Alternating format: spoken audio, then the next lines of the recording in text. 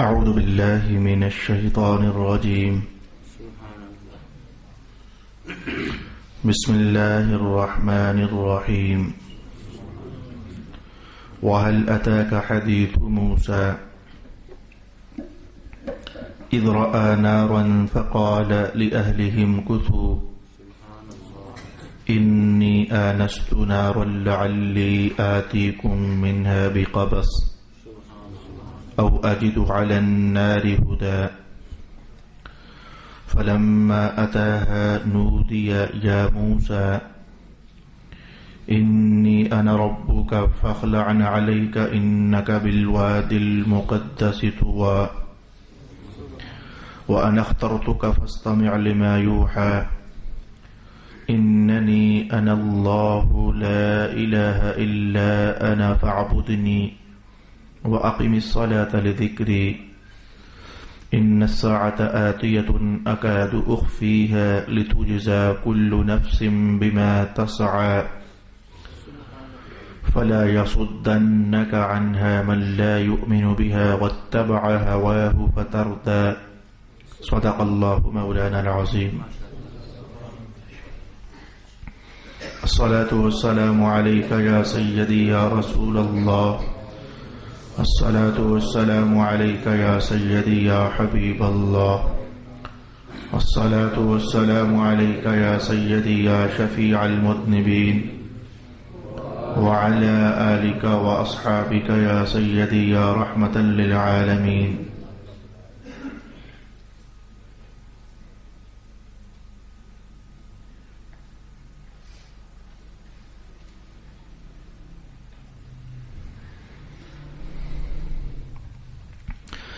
کیا آپ کے پاس موسیٰ کی خبر پہنچی ہے؟ جب انہوں نے آگ کو دیکھا تو اپنی بیوی سے کہا ٹھہرو، بے شک میں نے آگ دیکھی ہے، شاید میں اس سے تمہارے پاس کوئی انگارہ لاؤں یا میں آگ سے راستہ کی کوئی نشانی پاؤں۔ جب وہ آگ کے پاس پہنچے تو انہیں پکارا گیا اے موسیٰ، بے شک میں ہی آپ کا رب ہوں، سو آپ اپنے جوتے اتار دیجئے، بے شک آپ مقدس میدان طوا میں ہیں اور میں نے آپ کو اپنی رسالت کے لیے چن لیا ہے، پس جو وحی کی جائے اس کو بغور سنیے، بے شک میں ہی اللہ ہوں، میرے سوا کوئی عبادت کا مستحق نہیں ہے، تو آپ میری عبادت کیجئے اور میری یاد کے لیے نماز قائم کیجئے،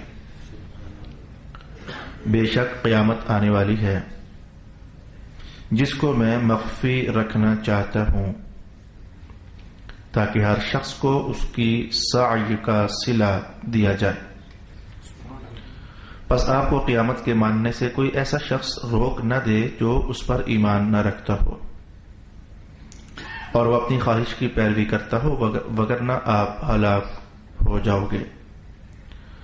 صدق اللہ مولانا العظیم۔ اللہ رب العالمین کا فضل ہوا اور کرم شامل حال۔ سورہ طٰہٰ شروع ہوئی تھی تو اس کی آیت نمبر 8 میں اللہ تعالیٰ نے اپنے اسماء کا حوالہ ارشاد کیا تھا۔ اللہ معبود ہے، اس کے سوا کوئی عبادت کا مستحق نہیں ہے، تمام اچھے نام اسی کے ہیں۔ جب سلسلہ بیان کچھ یہاں پہنچا تھا تو اللہ تعالیٰ کی توفیق سے دل میں رغبت ڈال دی گئی کہ اللہ تعالیٰ کے اسماء کے معانی اور مفاہیم اور مطالب کو سیکھا جائے۔ مجھ جیسے کم علم کے لیے اللہ تعالیٰ کے اسماء کی بحث کرنا اور بتانا اور آپ کے سامنے بیان کرنا اچھا خاصا مشکل تھا۔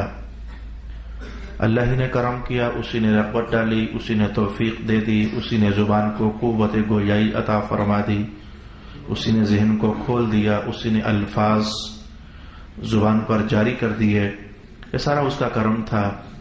تو میں نے اللہ تعالیٰ کے اسماء قدر اس کی دی ہوئی ہمت کے مطابق آپ کے لیے بیان کر دی ہے۔ پھر سے اب اللہ کی توفیق سے ہم سورہ طٰہٰ کے مضامین آگے سیکھنے کے لیے سفر طے کرنے لگے ہیں تو رب کائنات نے ارشاد کیا کہ ہمارے نبی پاک آپ کے پاس حضرت موسیٰ کی خبر نہیں پہنچی؟ تو ہم بتائیں، ہم آپ کو بتاتے ہیں کہ موسیٰ علیہ السلام کا ماجرا کیا تھا۔ اس کے بعد حضرت موسیٰ علیہ السلام کے کچھ احوال سورہ طٰہٰ میں آئندہ آپ محسوس کرو گے کہ بیان ہو رہے ہیں۔ آج میں آپ کو ایک حکمت جو خود قرآن حکیم نے ارشاد فرمائی ہے بیان کرنا چاہوں گا۔ اللہ تعالی قرآن حکیم میں پہلے نبیوں کا تذکرہ فرماتا ہے، وجہ کیا ہوتی ہے؟ وہ نبی اپنے زمانوں میں تشریف لائے، ابلاغ ہوا، تبلیغ ہوئی، دین سکھایا، کچھ لوگ مسلمان ہوئے، لوگوں نے ستایا، اذیت برداشت کی، صبر ہوا، تو ان کا ماجرا تو ختم ہو گیا، سمٹ گیا۔ لیکن رب کائنات اس کتاب میں رسول اللہ علیہ السلام کے سامنے وہ تصویریں لے کر آتا ہے، کیوں؟ نمبر ایک بات۔ نمبر دو بات، پھر جب نبیوں کا ذکر ہوتا ہے تو لگے ہاتھوں اقوام اور امتوں کا ذکر بھی ہو جاتا ہے۔ اس میں کیا چیز ہے سیکھنے کے لائق؟ ان دونوں باتوں کو مولا کائنات نے ارشاد فرمایا۔ ایک فائدہ ہم امتیوں کے لیے ہے اور ایک فائدہ اس کا تعلق رسول پاک علیہ السلام کی ذات کے ساتھ ہے۔ ہم امتیوں کو کیا فائدہ ہوتا ہے جب قرآن حکیم کے اندر پہلے انبیاء کا ذکر چلتا ہے، پہلی اقوام کا ذکر چلتا ہے، جن لوگوں نے انبیاء کی دعوت پر لبیک کہا تو ان کے کچھ احوال بیان ہونے کا ذکر چلتا ہے۔ تو اس بیان سے ہم امتیوں کو کیا فائدہ ہوتا ہے؟ 5ویں سپارے میں رب کائنات نے ارشاد فرمایا، یرید اللہ لیبین لکم ویہدیکم سنن الذین من قبلکم ویتوب علیکم واللہ علیم حکیم۔ اللہ تعالی چاہتا ہے کہ پہلے لوگوں کا ذکر تمہارے سامنے کیا جائے، تمہیں ہدایت نصیب ہو جائے، یعنی یہ پڑھ کر کہ ان میں سے جو مانے تو اللہ نے ان کی جھولیاں اپنے نور سے کیسے بھر دیں، کیسے ان پر کرم برس گیا، اور جن لوگوں نے نافرمانی کی، رسولوں کی اتباع نہ کی، ان پر اللہ کا عذاب کیسے برس گیا، ان کی بستیوں کو اٹھا کر زمین پر پٹک دیا گیا۔ تو انسان چونکہ فطری طور پر جس چیز میں اسے فائدہ محسوس ہوتا ہے اس میں رغبت کرنے والا بنایا گیا ہے، جس چیز میں اسے نقصان کا اندیشہ ہوتا ہے اس سے بچنے والا بنایا گیا ہے۔ تو پہلی قوموں کا ذکر ہوتا ہے، انبیاء کرام کا ذکر ہوتا ہے، دو تصویر کے پہلو ہمارے سامنے کر دیے جاتے ہیں۔ ماننے والوں کے لیے اللہ کے یہ انعامات ہیں، نافرمانی کرنے والوں کے لیے یہ نقصانات ہیں۔ تو جس انسان کو اللہ نے طبع سلیم عطا فرمائی ہوتی ہے تو وہ اپنے فائدوں کو دیکھتا ہے کہ نبیوں کے پیچھے پیچھے پیچھے پیچھے پیچھے چلتے چلے جاؤ تو اللہ کیا نصیب کرتا ہے، نبیوں سے کٹ کٹ کٹ کٹ ہٹ کر چلو تو کیا نقصانات ہو جاتے ہیں، تو اللہ کرتا ہے اس کے لیے ہدایت کا سامان پیدا ہو جاتا ہے۔ لیہدیکم، قرآن پاک نے یہی بیان کیا، لیہدیکم، اور اس بات کو تو باقاعدہ مثالیں دے دے کر بیان کیا جاتا ہے۔ سورۃ ملک کے الفاظ رب کائنات نے ارشاد کیا، افمن یمشی مکبا علی وجہہ اہدی امن یمشی سویا علی صراط مستقیم۔ رب کائنات نے دو انسانوں کی مثالیں سامنے کی، فرمایا کہ ایک بندہ وہ ہے جو مکبن ہے، الٹا ہو کر چل رہا ہے، سر اس کا نیچے ہے، ٹانگیں اس کی اوپر ہیں، ایسے میں وہ چل رہا ہے۔ ایک وہ ہے جو سوین ہے، سیدھا چل رہا ہے اور راستہ بھی اس کا سیدھا ہے، اس پر چل رہا ہے۔ تو بتاؤ کہ بھلا ان دونوں میں سے ہدایت والا کون ہوگا، منزل پر کون پہنچے گا، فوائد کون کمائے گا، نتیجہ خیز زندگی کس کی ہوگی؟ تو انسان کا فوری فیصلہ یہ ہے جو سیدھا چلے گا، ظاہر ہے جو سیدھا چلتا ہے دور تک دیکھتا ہے، منزل کو دیکھتا ہے، اچھا برا اس کی نظروں میں ہوتا ہے، سنبھل کر چل کر منزل پر پہنچ جاتا ہے۔ اور جو الٹا ہو کر چلتا ہے، ایک بات تو یہ ہے وہ دور تک دیکھ نہیں سکتا، دوسری بات یہ ہے اس کو اچھا اور برا نظر نہیں آتا، آنکھ اس کی نیچے جو ہوتی ہے، تیسری بات یہ ہے کہ اس کے لیے چلنا دشوار ہو جاتا ہے، وہ زیادہ لانگ ٹائم سفر طے نہیں کر سکتا۔ تو انسانی ذہن اسے ہر شے الٹی الٹی نظر آتی ہے، تو انسانی ذہن کا فیصلہ فوراً یہ ہے جو سیدھا چلتا ہے وہ زیادہ کامیاب ہے، وہ زیادہ ہدایت یافتہ ہے۔ تو سورۃ ملک کے ان کلمات نے سمجھایا اصل میں یہ کہ جو نبیوں سے کٹ کر چلنے والا ہے وہ ایسے ہی ہے جیسے الٹا ہو کر چلنے والا ہے، اور جو نبیوں کے پیچھے پیچھے چلنے والا ہے وہ ایسے ہے جیسے کہ سیدھا ہو کر چلنے والا ہے۔ تو آپ نے محسوس کیا پہلی اقوام کا ذکر، انبیاء کرام کا ذکر ایک فائدہ ہمیں دینے کے لیے ہوتا ہے. پاکیزہ لوگوں کا ذکر ہدایت کا سامان بن جاتا ہے. لیہدیکم، تمہیں اللہ ہدایت عطا فرما دے. اور ایک فائدے کا تعلق رسول اللہ علیہ السلام کی ذات اطہر سے ہوتا ہے. وہ کیا ہے؟ ایک آیت ہے، آپ کے سامنے پڑھنا چاہتا ہوں. تو جب میں نے وہ آیت پڑھنا چاہی تو میری مجبوری بن گئی کہ ایک اور آیت ہے. اس آیت کو تلاوت کرنے کے بعد فتنہ ڈالا جاتا ہے. تو میں ذرا وہ بھی آپ کے سامنے تلاوت کر دوں. دونوں کی تلاوت کرتا ہوں اور پھر بتاؤں گا اس آیت کو پڑھ کر پبلک میں فتنہ ڈالا جاتا ہے، اور اس آیت کے اندر اللہ تعالیٰ نے اس فتنے کا سر کاٹ کر جیسے وہ پھینک دیا. ارشاد گرامی ہوا وَكُلًّا نَقُصُّ عَلَيْكَ مِنْ أَنْبَاءِ الرُّسُلِ مَا نُثَبِّتُ بِهِ فُؤَادَكَ. اس کا ترجمہ کیا ہے؟ سن لیجئے. اللہ تعالیٰ نے ارشاد کیا سورہ طٰہٰ میں حضرت موسیٰ کا ذکر چھڑا. میں نے کہا کہ دیکھتے ہیں کہ انبیاء کا ذکر قرآن کیوں کرتا ہے. مولا کائنات نے وہ بیان کیا کہ کیوں کرتا ہے. ہم انبیاء کا ذکر آپ کے سامنے، سب نبیوں کا ذکر آپ کے سامنے کیا. کلن، سب کا. کلن نقص علیک، ہم نے سب قصے آپ کو بیان کر دیے. من انباء الرسل، نبیوں کی خبریں. کلن، سب کی آپ کو بیان کر دی.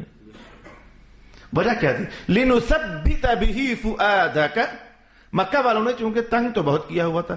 یہ صورت مکی ہے، اور مکی صورتوں کا جہاں انداز کچھ ایسا ہوتا ہے، قیامت کے احوال، توحید کی بات اور رسالت پر ایمان کی کہانی، مرنے کی باتیں، مرنے کے بعد اللہ اٹھائے گا، کچھ ایسے عنوانات. جہاں مکی صورتوں کا عنوان کچھ ایسا ہوتا ہے تو وہاں اکثر آپ پاؤ گے مکی صورتوں میں رسول پاک علیہ السلام کے لیے تسلی کا سامان بھی اتارا جاتا ہے.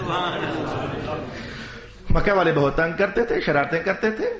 یہ اوجڑی ڈالنا یہ مکہ کا واقعہ ہے. رسول پاک علیہ السلام کی ذات اطہر پر مجنون کہنا یہ مکہ کا عنوان ہے.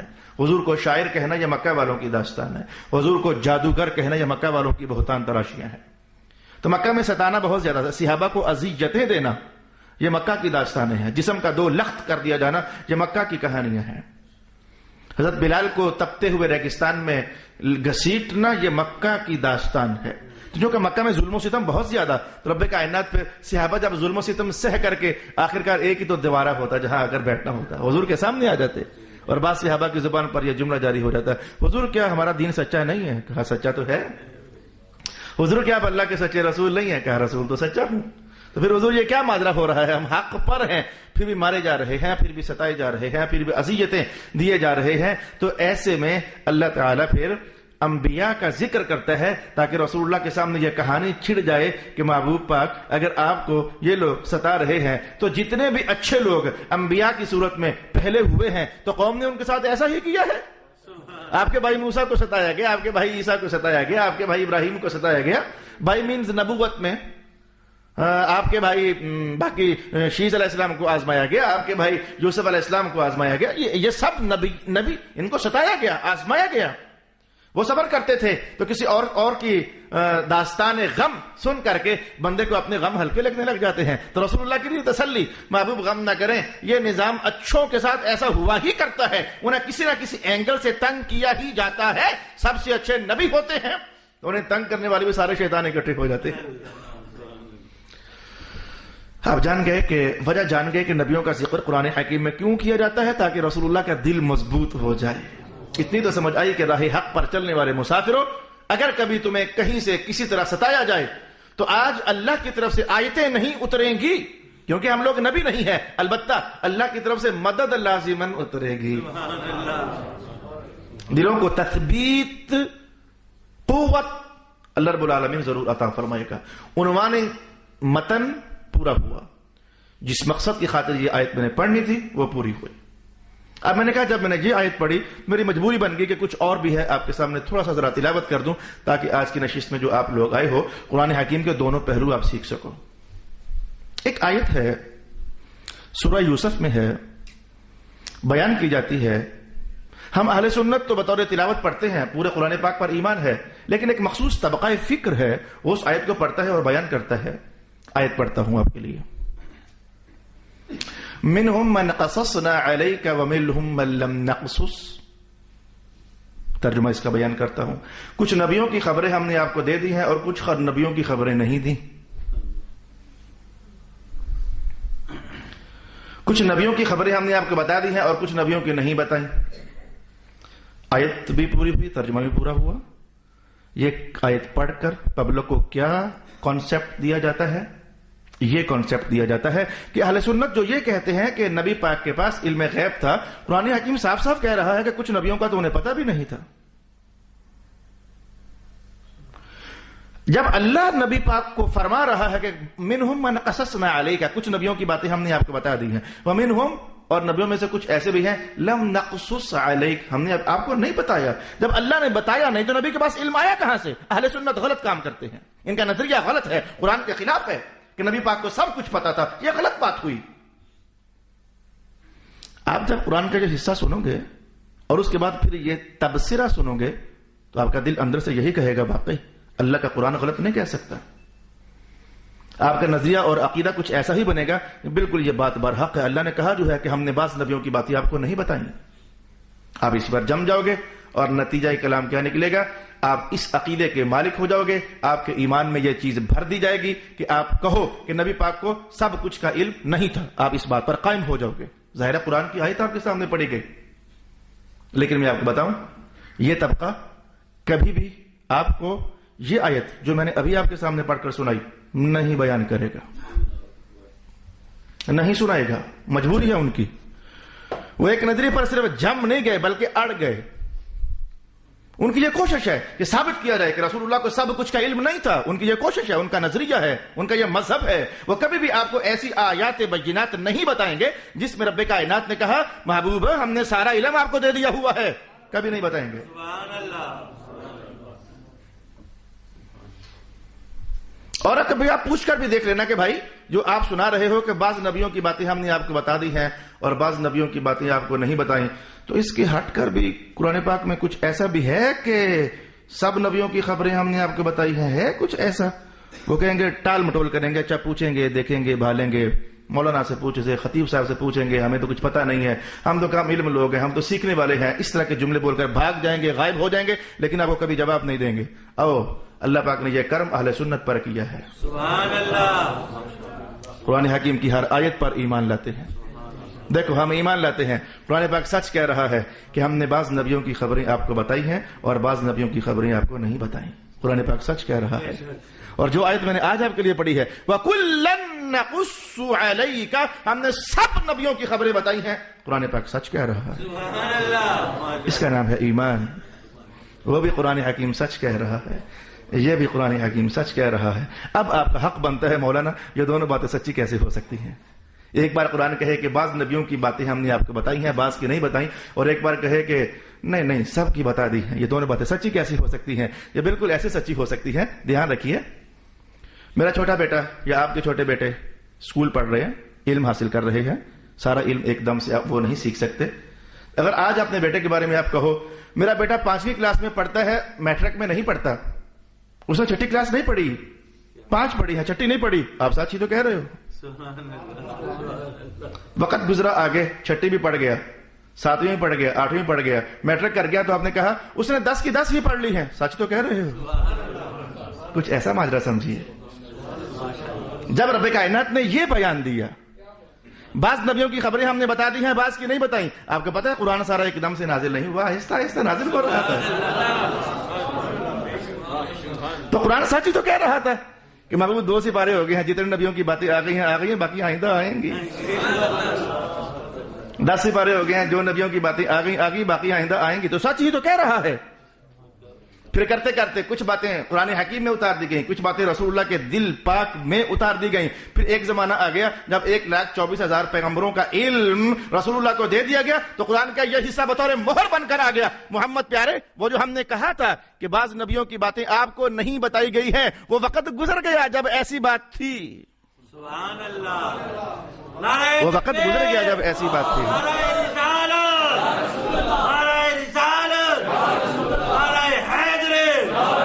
وہ وقت گزر گیا جب ایسی بات تھی. اب وقت یہ ہے کہ جو بھی نہیں بتایا تھا ہم نے سارا بتا دیا ہوا ہے آپ کو.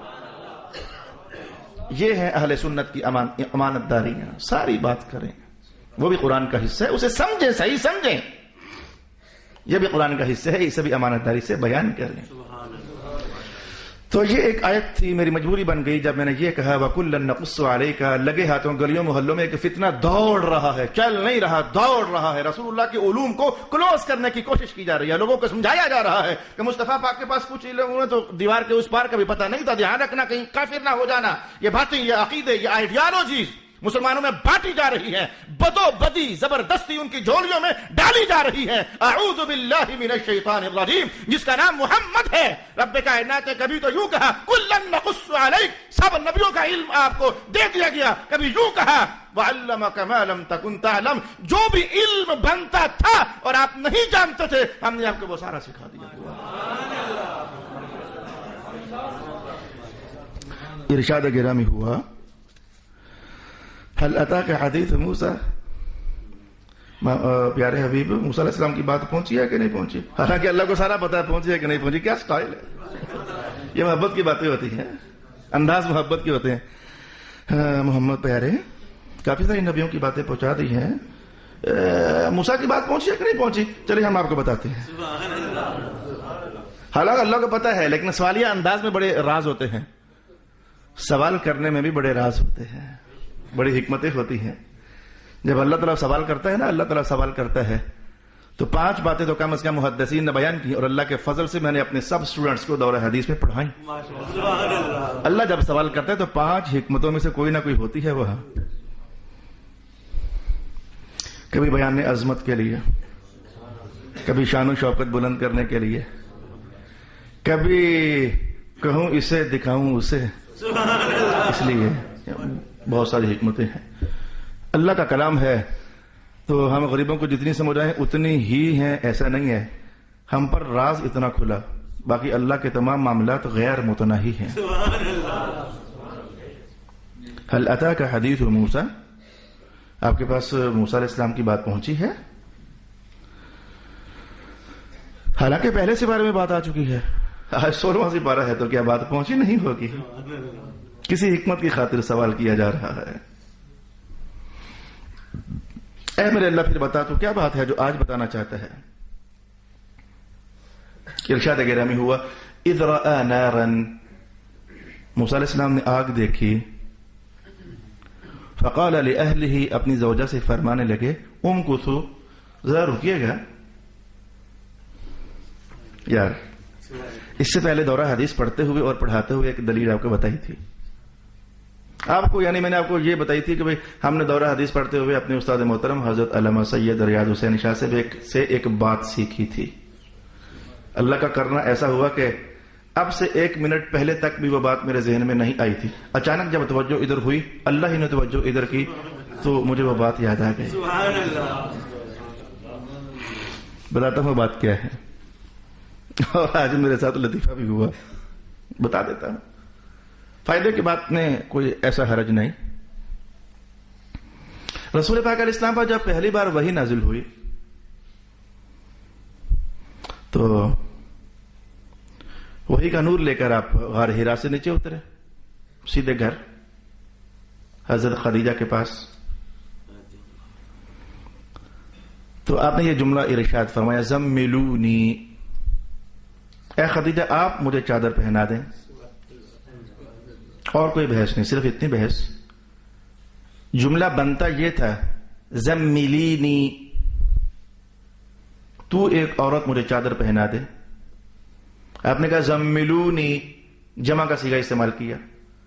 آپ ذرا مجھے چادر پہنائے نا، جمع کا صیغہ استعمال کیا. جمع کا صیغہ مفرد کے مقام پر استعمال کرنا، اس کی بہت ساری وجوہات ہوتی ہیں. ان میں سے ایک وجہ عظمت شان کو واضح کرنا ہوتا ہے. اس کی مثال کیا ہے؟ رب کائنات نے کہا هو اللہ احد، وہ اللہ ایک ہی ہے، خود کہا. اور پھر کبھی اپنی شانوں کو خوب کھولنے کے لیے سٹائل تبدیل کرتے ہوئے کہا انا نحن نزلنا، ہم نے، اور ہم تو جمع کا صیغہ ہے. یہ نہ کہا میں نے کہا نہیں، ہم نے. ائمہ تفسیر نے کہا کہ اللہ نے اپنی شان و عظمت کے مزید بیان کے لیے کہ اللہ اکیلا، ایک جملہ کہنے والا ہوں، تم سب مل کر بھی جو نہ کر سکو وہ اکیلا کر سکتا ہے. تو وہ اکیلا ہو کر پھر وہ کہے کہ میں ہم ہوتے ہیں، اس کی شان ہے. تو جمع کا صیغہ مفرد کے مقام پر استعمال کرنا بیان تعظیم کے لیے، بیان عظمت کے لیے، بیان شان کے لیے، بات فوراً سمجھ آ گئی. تو مقام مفرد کا تھا اے خدیجہ تو مجھے چادر پہنا دے، کہا نہیں آپ مجھے چادر پہنا دو. زملونی جمع کا صیغہ. استاد محترم فرمانے لگے کہ کوئی حرج تو نہیں ہے اگر بندہ اپنی بیوی کو عزت دے دے؟ کہ بیوی کو عزت دینا کوئی بری بات تو نہیں ہے، اگر اس کو ادب سے بول لیا جائے تو کوئی گندا کام تو نہیں ہے. یعنی یہاں سے یہ استدلال کیا آپ نے. بیوی میں آخر انسان ہے، کسی کی بیٹیاں ہیں، کسی کی بہن ہے، تو کسی کی بیٹی اور بہن کو آپ عزت سے بلا لو تو کہ آپ کی شخصیت میں فرق تو نہیں پڑتا. اگر پڑتا ہوتا تو کم از کم رسول اللہ پھر نہ فرماتے، جمع کا صیغہ استعمال نہ کرتے، عزت کا صیغہ استعمال نہ کرتے، ادب کا صیغہ استعمال نہ کرتے. تو بیویاں قابل عزت مخلوق ہیں، قابل نفرت مخلوق نہیں ہے کہ ان کو ہمیشہ دھکے ہی دے کر رکھو. کچھ ایسا نہیں ہے. یہ لیکچر آپ دے رہے تھے تو میں نے کہا کہ یار یہ بات تو صرف میرے حضور پاک علیہ السلام ہی نے تو نہیں فرمائی. موسیٰ علیہ السلام بیوی سے کہہ رہے ہیں آپ ذرا یہاں رکو تو میں ادھر جا رہا ہوں، مجھے آگ نظر آئی ہے. جملہ بنتا یہ تھا کسی اے میرے بیوی تو ذرا یہاں رکنا. ترجمہ پھر یہ بنتا کسی تو ذرا یہاں رکنا، میں ذرا وہاں سے آگ لے کے آتا ہوں. کہا نہیں کسو جناب آپ ذرا یہاں رکے میں ابھی آتا ہوں. سبحان اللہ. عزت کا صیغہ استعمال کر دیا. تو میں نے کہا کہ میں نے اپنی آج پٹائی کی. پٹائی یہ کہ وہ اہلیہ بیمار تھی تو میں نے کہا اگر کھاؤ گی تو دوائی دے دوں لا کر، میڈیسن لا دوں. عورتیں دوائی ذرا کھانے میں کنجوسی ہی کرتی ہیں اور سب گھروں کا حال یہی ہے، دوائی نہیں کھانی. میں نے کہا پسند کرو تو دوائی لا دوں. تو کہنے لگے نہیں. میں نے کہا چلیں ٹھیک ہے. پھر مجھے فوراً خیال آ گیا بیویوں کی تو عزت کرنی چاہیے. میں نے خفیہ دوائی منگوا کر کہا آپ کھائیں تاکہ مجھے اللہ پاک کا حکم دیا کہ اگر بیوی کو عزت دے دی جائے تو کوئی گناہ تو نہیں ہوگا، کوئی بری بات تو نہیں ہے. ارشاد گرامی ہوا اذ رأى نارا فقال لأهلهم كثوا. میں نے آپ کو خانگی زندگی کا ایک خوبصورت اصول نبیوں کی سیرت سے نکال کر بتایا. کوئی بات نہیں یار، کسی کی بیٹی کو عزت دے دو تو کوئی بری بات نہیں ہے. وہ آپ کا جیون ساتھی ہے، آخر اس نے اپنی زندگی کی خوشیاں غمیاں آپ کے ساتھ کر دیا تو کیا فرق پڑتا ہے. حالانکہ آپ چاہتے خود یہ ہو کہ ہماری بیٹی اور بہن جس گھر میں جائے تو اس کو عزت ملے. آپ چاہتے یہ ہو اگر کسی اور کی بیٹی آپ کے گھر آ گئی ہے تو اسے بھی عزت دو. خیر یہ حقوق تو بیان ہو چکے، بیویوں کے حقوق، خامندوں کے حقوق، وہ کافی ڈیٹیل سے بیان ہو چکے. جمعے کی نشستوں میں ہم آگے بڑھ جانا چاہیں گے. یہ اچانک واردات ہوئی میرے ذہن پر تو میں نے کہا میں آپ سے شیئر کر لیتا ہوں. قرآن سیکھنے کے لیے تو ہم بیٹھے ہوئے ہیں یہاں. فَإِنِّي آنَسْتُ نَارًا. میں نے آگ دیکھی ہے. لَعَلِّي آتِيكُم مِّنْهَا بِقَبَسٍ. مجھے لگتا ہے کہ میں وہاں سے کچھ آگ لے کر آتا ہوں آپ کے پاس. او اجد علی النار ہدی. یا پھر کوئی راستہ آگ کی روشنی میں پاتا ہوں. کیا ماجرا تھا یہ جو رب کائنات نے کہا آپ کو موسیٰ کی خبر پہنچی ہے، آئے ہم آپ کو بتاتے ہیں. پھر کہا آگ دیکھی، اہلیہ کو روکا، تشریف لے گئے، کہا میں آگ لے کر آتا ہوں. اس میں کچھ بات ہے، آئے ہم سیکھتے ہیں. 20واں سپارہ سورۃ القصص. حضرت موسیٰ علیہ السلام نے شادی کی حضرت شعیب پیغمبر علیہ السلام کی صاحبزادی سے. 10 سال تک شعیب پیغمبر علیہ السلام کے پاس رہے، ان کی خدمت گزاری کی. یہ 20واں سپارہ ہے. اس کے بعد اللہ کا حکم ہوا، مصر کی طرف روانہ ہوئے. اہلیہ کو ساتھ لیا. ایک گدا تھا ساتھ جس پر سواری ہوئی. ایک لاٹھی تھی جو حضرت شعیب علیہ السلام نے دی تھی، یہ ساتھ رکھ لیں کام آئے گی. عصا. ایک چکماک تھا جس کا دور حاضر میں ترجمہ ماچس کہا جا سکتا ہے. اس دور میں ماچس ہوتی نہیں تھی، ایک پتھر ہوتا تھا تو اس کے 2 پیسوں کو آپس میں رگڑتے تو چنگاریاں پیدا ہوتی تھی، اسے چکماک کہا جاتا ہے. وہ پتھر بھی آپ کے ساتھ تھا. آگ بڑی ایک بنیادی سی ضرورت ہے. 2 چیزیں اتنی بنیادی ضرورت ہیں کہ رسول اللہ علیہ السلام فرمایا کرتے تھے کہ یہ دونوں چیزیں کسی سے بھی روکا نہ کرو، کوئی بھی مانگے تو دے دیا کرو. ایک آپ نے فرمایا پانی، روکا نہ کرو. یہ کربلا والے کوفیوں کو پتہ نہیں کس سے یہ علم ملا کہ پانی تو کسی دشمن سے بھی نہیں روکنا چاہیے. انہوں نے نواسۂ رسول سے پانی روک دیا. حضور فرمایا کرتے تھے پانی نہ روکو. اور دوسرا فرمایا کرتے تھے کسی سے آگ نہ روکو. تمہاری آگ کا جو ایک شعلہ ہے کسی کا چولہا جلے گا تو ان کے سب ٹبر کا کھانا تیار ہو جائے گا. یہ 2 چیزیں حضور منع کیا کرتے تھے، روکو مت. یہ وہی حضور کی حدیث تھی جس کا فیضان میں نے کچھ زمانہ پہلے تک دیہاتوں میں، لاہور کے پنجاب کے دیہاتوں میں دیکھا کہ بعض اوقات لوگوں کے گھر میں ماچس نہ ہوتی تو ساتھ والے گھر سے وہ جلا ہوا آپلا پیس لا کر کے تو اپنے چولہے میں آگ جلایا کرتے تھے. میں کیونکہ دیہاتی آدمی ہوں نا، مجھے یہ منظر یاد ہے خوب. اور ساتھ والے پھر روکا نہیں کرتے تھے، وہ آپلا تھاپی وہ دے ہی دیا کرتے تھے. تو آگ دینا یہ کیا ماجرا تھا؟ تو تشریف لے کر جا رہے تھے، برفانی رات ہوتی، سردیوں کی رات تھی، اتفاق سے اب بھی آج بھی سردیوں ہی کی رات ہے. تو راستے میں جہاں رات پڑ جاتی تو پھر وہ آگ جلاتے چکماک کے ساتھ، اور پھر روشنی اور سیک تپش حاصل کرتے. تو ایسے اللہ کرتا رات گزر جاتی. مدین سے لے کر مصر تک کا سفر کئی راتوں اور کئی دنوں کا بنتا تھا. آج اللہ رب العالمین نے اپنی قدرت کا ایک شاہکار دکھانا تھا، اپنی عطاؤں کا ایک جلوہ ظاہر کرنا تھا. تو پتہ ہے کیا ہوا؟ موسیٰ علیہ السلام جس سیدھے راستے پر مصر کی طرف بڑھ رہے تھے وہ سیدھا راستہ تھا. تو اللہ کی طرف سے ذہن میں ڈال دیا گیا کہ راستہ ادھر ہے. تو سیدھا راستہ چھوڑ کر موسیٰ علیہ السلام کسی اور راستے پر چلے گئے. میں نے کچھ ایسا کہا، یعنی میں یہ کہتے ہوئے جھجکا کہ موسیٰ علیہ السلام راستہ بھول گئے. میں یہ کہتے ہوئے جھجکا کہ موسیٰ علیہ السلام راستہ بھول گئے. میں نے کہا اللہ کی طرف سے بات دل میں ڈال دی کہ یہ راستہ ہے تو ادھر چل پڑے. تو یہ وہ راستہ نہیں تھا جو کہ منزل کی طرف جانے والا تھا. اصل میں اللہ تعالیٰ جب کسی پر کوئی عطا کرنا چاہتا ہے، اس عطا والی منزل تک پہنچنے والے راستے پر بھی خود ہی اللہ چلاتا ہے. بندے کو نہیں پتا ہوتا کہ ادھر کیا ہے، لیکن ادھر اس کی منزل ہوتی ہے. وہ اللہ خود ہی اس کے لیے اسباب پیدا کر دیتا ہے. چل پڑے. ایک اور سبب اللہ نے کیا پیدا کیا؟ آج جب شام ڈھلی، سردی نے اپنا زور دکھایا، تو اپنا چکماک پتھر رگڑا. روزانہ آگ نکلتی تھی لیکن آج نہیں نکل رہی تھی. وہ چکماک درجے میں جیسے کہ زیرو ہو گیا، ماچس گلی ہو گئی جیسے یہ چیز ہے. آگ نہیں نکل رہی. تو تھوڑی دیر کے لیے وہ بشری تقاضوں کے مطابق ٹھنڈ زیادہ ہے، آگ نظر نہیں آ رہی، نکل نہیں رہی، کیا کریں؟ ایسے میں اللہ رب العالمین نے وہ شاید ظاہر کر دی کہ آج آگ کیوں نہیں جل رہی، ظاہر کر دی. اور آج ہم نے آپ کو اس مین شاہراہ سے، راستے سے ہٹا کر جو ادھر چلایا ہے. تو راز کیا ہے؟ وہ سامنے ایک درخت تھا وادی طوا میں، اس درخت میں سے آگ اللہ رب العالمین نے نکال دی. موسیٰ علیہ السلام کی نظر پڑی تو اس آگ کو دیکھ کر آپ نے کہا انی آنست نارا، شکر ہے آگ وہ سامنے ہے. آنست، وہ سامنے بالکل واضح وہ آگ ہے. آنست، انسان، انس، انسان، آنست، انسان. آج بھی ہم سبق پڑھ رہے تھے تو میں نے کہا عربی کی کیا شان ہے یار. جس طرح کا معنی ہوتا ہے لفظ اسی طرح کا استعمال ہوتا ہے. ہماری اردو کی شان نہیں ہے، عربی کی شان یہ ہے. میں نے بچوں سے کہا کہ دیکھو یہ سونے کو، گولڈ کو عربی زبان میں ذہب کہتے ہیں. ذہب یہ عرب لوگ جانتے ہیں، یا جو عربوں میں یہاں رہ کر آئے ہیں تو گولڈ کو ذہب کہتے ہیں. اس پر ائمہ لغت نے کہا گولڈ کو ذہب اس لیے کہتے ہیں کہ ذہب کا معنی ہوتا ہے چلا جانا، ذہب یذهب، چلا گیا. تو جو دولتیں ہوتی ہیں نا یہ رہتی نہیں ہے، یہ چلی جاتی ہیں، اس لیے سونے کو گولڈ کو ذہب کہہ دیا گیا. اب یہ دیکھو یہ کیا عجب ہے. وہ جو ایک بیسک سا معنی ہوتا ہے تو لفظوں کے انتخاب میں وہ چاشنی اللہ بھر دیتا ہے. میں اس کی اور مثال پیش کرتا ہوں. انسان، جن. آنست، میں نے وہ واضح طور پر آگ دیکھی. انسان اور جن میں سے دکھتا کون ہے؟ انسان. تو واضح دکھنے والی چیز کو انسان کہتے ہیں.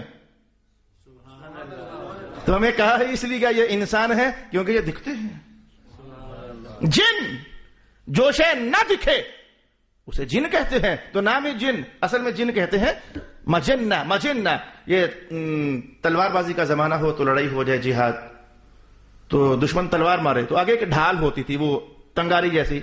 میں نے تنگاری آپ کا لفظ بولا، تنگاری جیسی. ہم کہتے ہیں تاویہ جیسی، وہ گول سی ڈھال ہوتی، وہ آگے کرتے تھے کہ تاکہ تلوار اس پر لگے. اصل میں اسے مجنہ کہا جاتا ہے. جو جب بندے کے سامنے ہے تو بندہ کافی سارا چھپ جاتا ہے. مجنہ تو وہاں سے لفظ بنا. میں آپ کو بتاؤں، جنین، بایولوجی پڑھنے والے جنین، وہ جو ماں کے پیٹ میں بچہ ہوتا ہے اسے کہتے ہیں جنین. بھائی اس لیے کہ وہ نظر نہیں آتا، چھپا ہوا ہوتا ہے. تو جن، اسے بھی اسی لیے جن کہتے ہیں، وہ نظر نہیں آتا، چھپا ہوا ہوتا ہے. ویسے پرسوں رات خواب میں نے دو جن بھائیوں سے میری ملاقات ہوئی اور میں ایسا پاگل دونوں کو خواب میں کہہ رہا ہوں میرے پاس داخل ہو جاؤ، تمہیں درس نظامی پڑھاتا ہوں. اللہ اکبر. اور 20-25 منٹ میری ان سے بحث ہوتی رہی اور ایک بھائی نے کہا اچھا میں تو پڑھ لیتا ہوں، دوسرا کہتا میں نہیں پڑھتا. یہ جن خوابوں میں دونوں بھائی انسانی شکلیں میرے سامنے، اور مجھے ان کی ماں کہتے لے جا ان کو. میں نے کہا یہ بھی کیا عجیب خواب دیکھی ہے میں نے.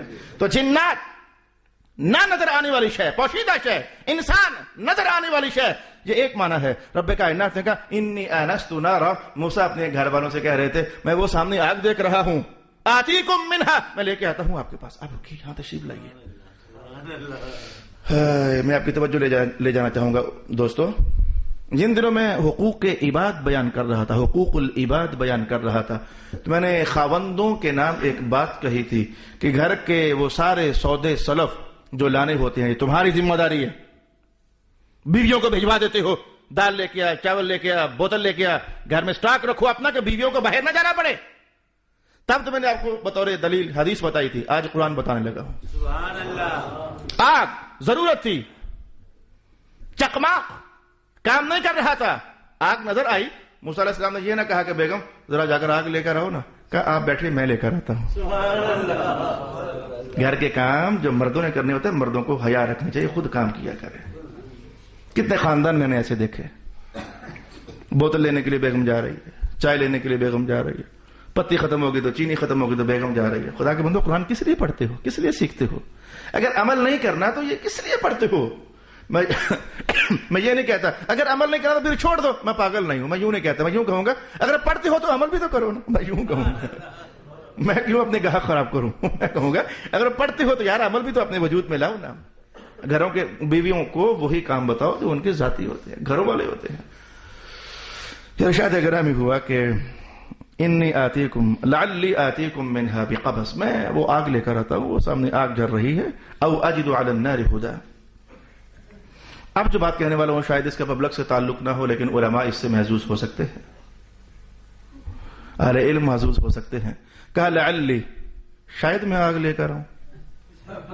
یہ جو شاید ہے نا، شاید آپ کو پتا اس میں یقین نہیں ہے، شاید میں آگ لے کر آؤں، وجہ کیا تھی؟ آپ نے یہ کہا کہ میں آگ لے کر آتا ہوں، کہا نہیں شاید میں آگ لے کر آؤں۔ یہ جو شاید ہے اس میں ایک نبوی داستان ہے، نبوی داستان ہے۔ نبی کبھی بھی ایسا وعدہ کرتا ہی نہیں جو نبھا نہ سکے، نبی وہی وعدہ کرتا ہے جو نبھانا ہوتا ہے۔ سبحان اللہ۔ چونکہ اللہ کے نبی تھے، اور اتنا ہے پتا کہ نبیوں کے ساتھ اللہ تعالیٰ قدرت کے رنگ برنگے کرشمے دکھاتا رہتا ہے۔ سبحان اللہ۔ آج ہمیں راستہ کوئی تھا چلا کے ادھر دیا، سبحان اللہ۔ ہماری ماچس سے روزانہ آگ نکلتی، آج نکل نہیں رہی، تو آج سارے معاملات معمول سے ہٹ کر ہو رہے ہیں۔ سبحان اللہ۔ تو ایسا نہ ہو کہ دکھنے میں آگ ہے لیکن اندر کھاتے کوئی راز ہو۔ تو یہ نہ کہا کہ میں لے کے آتا ہوں آگ، کہا نہیں نہیں پہلے مجھے جانے دے، پھر میں دیکھتا ہوں اگر تو واقعی آگ ہوئی تو پھر لے آؤں گا، لعلی شاید میں آگ لے آؤں، اگر تو ہوئی آگ ہمارے مقصد کی پھر تو لے آتا ہوں، اگر ماجرا کوئی اور ہو تو پھر آگ آخر نہیں۔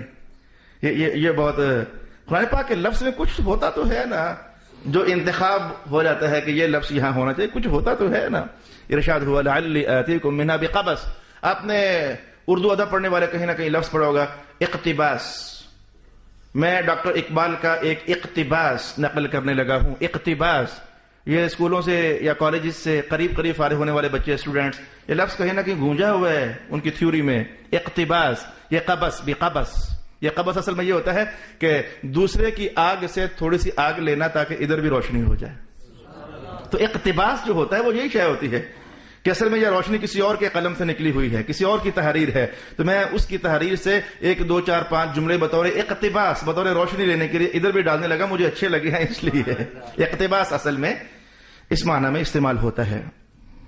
فلما اتاها نودي يا موسى، موسیٰ علیہ السلام جب تشریف لائے آگ کے پاس تو آواز آئی یا موسیٰ، یا موسیٰ۔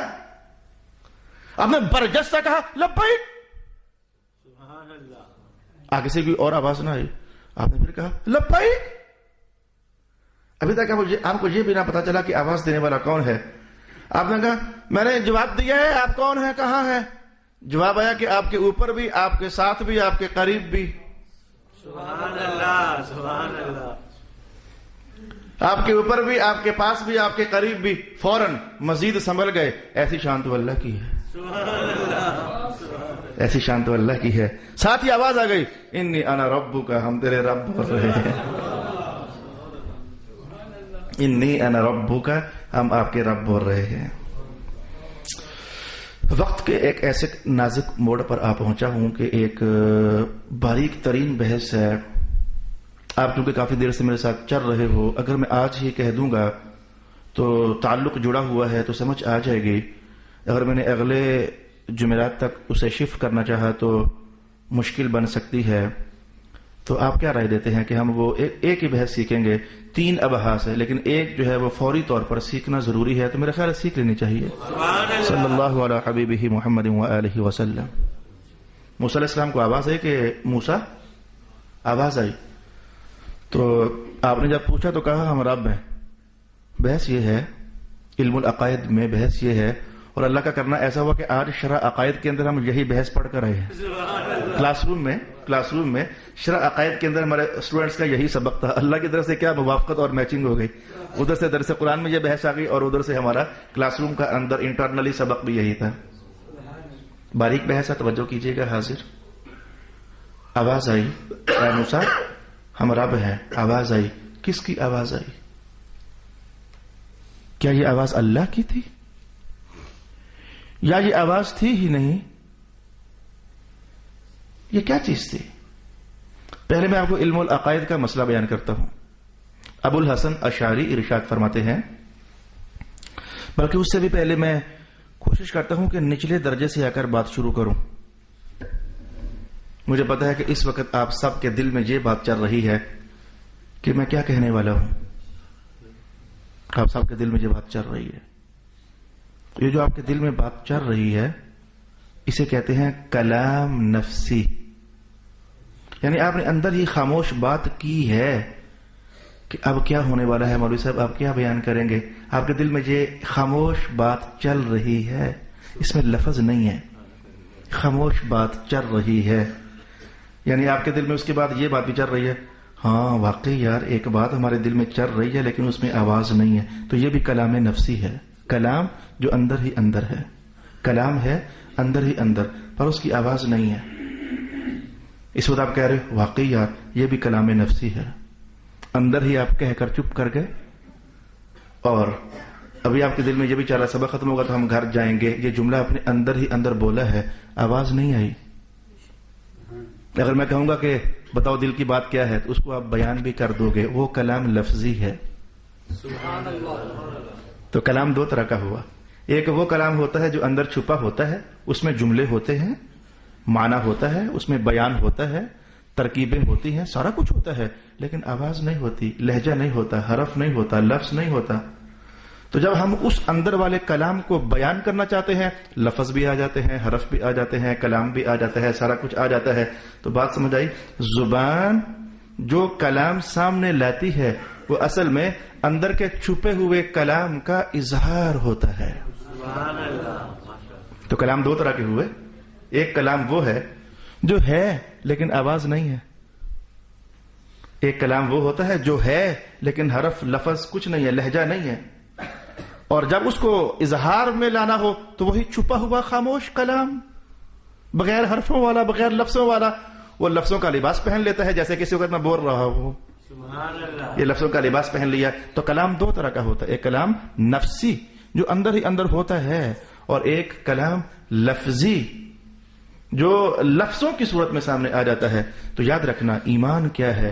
اللہ کا جو کلام ہے، قرآن اللہ کا کلام ہے. سبحان اللہ. جو اللہ کا کلام ہے وہ لفظوں کے بغیر ہے. اللہ جب کلام فرماتا ہے تو وہاں کوئی لفظ نہیں ہوتا، کوئی حرف نہیں ہوتا، کوئی آواز نہیں ہوتی، کوئی لہجہ نہیں ہوتا. تو اس کو اللہ نے جو اپنا کلام تھا اس کا، جس میں آواز نہیں تھی، لہجہ نہیں تھا، حرف نہیں تھا، لفظ نہیں تھا، اس کو جب اس نے ظاہر کیا تو ہمارے سامنے یہ قرآن آ گیا جس میں لفظ بھی ہیں اور سب کچھ ہے.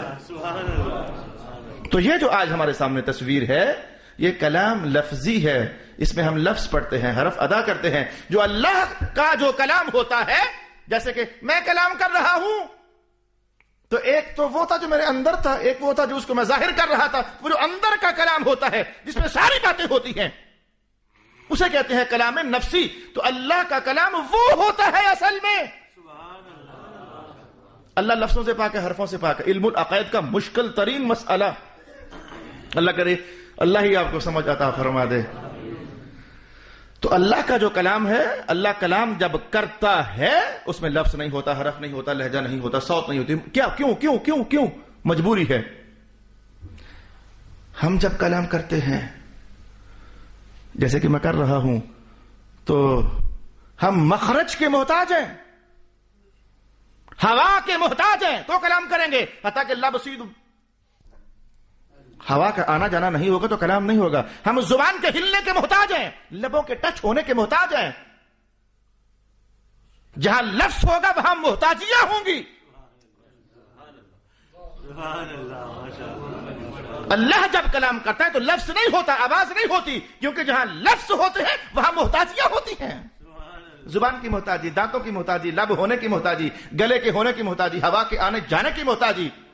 اس لیے علم العقائد کا مسئلہ یہ ہے، اللہ کا کلام ہے بغیر لفظ کے، بغیر آواز کے، اس لیے کہ اگر ہم نے کہا ادھر لفظ ہے تو محتاجی لازم آئے گی، جہاں محتاجی ہو وہاں اللہ نہیں ہوتا، اللہ کبھی محتاج نہیں ہوتا۔ جلدی سے آپ سمجھ گئے؟ تو پھر یہ تو تھا جینون مسئلہ۔ یہاں جو رب کائنات نے کہا کہ موسیٰ جب پہنچے تو آواز دی ہم تیرے رب ہیں، یہ کون سا کلام تھا؟ سبحان اللہ۔ یہ بحث کی ہے۔ اللہ نے کچھ ایسا دل میں ڈالا کہ میں نے آپ کو ایسا بیان کر دیا اور مجھے لگنے لگ گیا کہ اللہ نے آپ کو سمجھ عطا فرمائی ہے۔ اس پر مفسرین نے 2 قول کیے۔ ایک قول تو یہ تھا کہ اللہ تعالیٰ خود کلام فرما رہا تھا لیکن بغیر آواز کے۔ یہ کیسے ہو سکتا ہے؟ اے اللہ تیرا شکر ہے تو نے موبائل ایجاد کروا دیے، میں نے بہت ساری باتیں ادھر سے ادھر ٹرانسفر کر دی، آواز نہیں آئی۔ یہ بڑی جلدی سمجھ آ گیا ہمیں۔ اب آپ کیا بولو گے؟ انکار کر سکتے ہو؟ سینکڑوں ٹاکنگز روزانہ ہوتی ہیں لیکن آواز نہیں ہوتی۔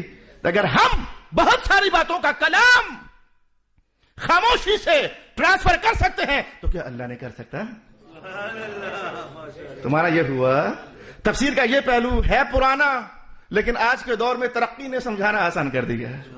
تمہارا یہ ہوا کہ اللہ نے کلام کیا، اس کلام میں آواز، اس کلام میں ندا تھی، اے موسیٰ ہم رب ہیں، یہ کلام ہوا لیکن بغیر آواز کے۔ اب آپ یہ نہیں کہہ سکتے بغیر آواز کے کلام کیسے ہو سکتا ہے؟ جیسے موبائل نے ٹرانسفر کر دیا، انسانی تخلیقات میں جیسے موبائل نے ٹرانسفر کر دیا، تو اللہ نے جو کہنا تھا خاموش، وہ فیضان موسیٰ علیہ السلام کے دل میں ڈال دیا گیا۔ موسیٰ علیہ السلام محسوس کر رہے تھے مجھے کوئی آواز دے رہا ہے، مجھے کوئی ندا دے رہا ہے، یعنی خاموش ندا دے رہا ہے، اور محسوس کر رہے تھے اس ندا کے اندر یہ کہا جا رہا ہے ہم رب ہیں۔ ائمہ تفسیر کی ایک جماعت نے کہا کہ معنی یہاں یہ ہے وہ ندا تھی لیکن خاموش، کہا جا رہا تھا کہ ہم رب ہیں لیکن خاموش، کوئی لفظ نہیں، کوئی حرف نہیں۔ مفسرین کی دوسری جماعت نے کہا کہ نہیں وہاں آواز تھی لیکن ایسا تھا کہ وہ آواز تھی لیکن وہ اللہ کی نہیں تھی۔ یہ انہیں بھی پتا ہے کہ اللہ کی آواز نہیں ہے، یہ مفسرین کی دوسری جماعت بھی جانتی ہے اللہ کی آواز نہیں ہے۔ کہہ رہے تھے بس ایسا ہوا کہ آواز آ رہی تھی لیکن وہ اللہ کی نہیں تھی۔ یار یہ کیسے ہو سکتا ہے؟ یہ دیکھیے، یہ دیکھیے، چلیں یہ بھی نہ دیکھیں، یہ دیکھ لیں، آپ کو آواز آئے گی پر وہ میری نہیں ہوگی۔ آئی آواز لیکن یہ آواز میری نہیں تھی۔ تو اگر میں ایسا کر سکتا ہوں کہ آپ کو آواز آئے پر وہ میری نہ ہو تو اللہ بھی ایسا کر سکتا ہے۔ بلکہ میں نے غلط بولا کہ اللہ بھی ایسا کر سکتا ہے، اللہ تو بہت اچھا کر سکتا ہے۔ تو اللہ نے کوئی آواز پیدا فرمائی جس میں یہ کہا جا رہا تھا اے موسیٰ، کوئی آواز پیدا فرما دی جس میں سے یہ لفظ نکل رہے تھے انا ربک، ہم رب بول رہے ہیں۔ کلام کی باقی بحثیں اگلی نشست میں ہوں گی۔ صدق اللہ العظیم۔ ماشاء اللہ۔ بسم اللہ الرحمن الرحیم۔